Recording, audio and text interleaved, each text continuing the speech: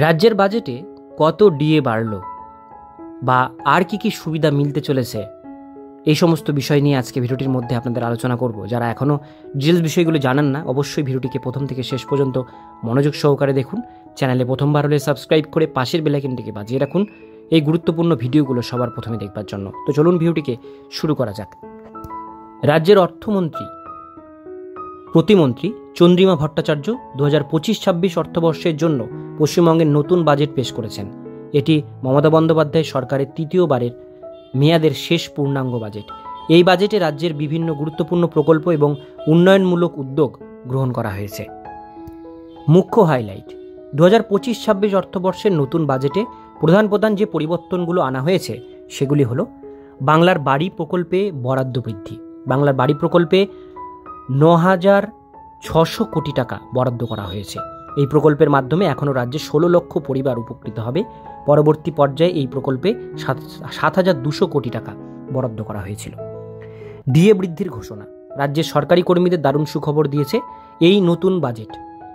সরকারি কর্মচারীদের জন্য মহার্ঘ ভাতা 4% বৃদ্ধি করা হয়েছে। বর্তমানে রাজ্য সরকার কর্মচারীরা 14% হারে ডিএ পাচ্ছেন। নতুন ঘোষণা কার্যকর হলে ডিএ হবে 18%। ঘাটাল মাস্টার প্ল্যান এবং গঙ্গাসাগর সেতু: ঘাটাল মাস্টার প্ল্যানের জন্য 500 কোটি টাকা বরাদ্দ করা হয়েছে রাজ্যে সরকারের তরফ থেকে। একই সঙ্গে গঙ্গাসাগর সেতু নির্মাণের 500 কোটি টাকা বরাদ্দ করা হয়েছে। 5 কিলোমিটার দীর্ঘ এই সেতু নির্মাণে আনুমানিক খরচ হবে 1500 কোটি টাকা। কৃষি খাতে বিশেষ উদ্যোগ: ধান কেনার জন্য রাজ্যে নতুন প্রকিউরমেন্ট সেন্টার স্থাপন করা হবে, যার জন্য 200 কোটি টাকা বরাদ্দ করা হয়েছে। এছাড়া 350টি সুফল বাংলা স্টল তৈরির জন্য আরও 200 কোটি টাকা বরাদ্দ করা হয়েছে। শিক্ষাক্ষেত্রে বরাদ্দ: স্কুল শিক্ষা দপ্তরের জন্য বরাদ্দ করা হয়েছে 41,153.79 কোটি টাকা এবং উচ্চশিক্ষা দপ্তরের জন্য বরাদ্দ করা হয়েছে 6,593.58 কোটি টাকা।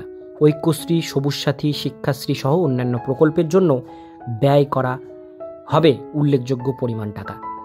গ্রামীণ রাস্তা উন্নয়নের উদ্যোগ: এই সমস্ত উদ্যোগের পাশাপাশি 37,000 কিলোমিটার গ্রামীণ রাস্তা নির্মাণের জন্য 1500 কোটি টাকা বরাদ্দ করা হয়েছে রাজ্য সরকারের তরফ থেকে।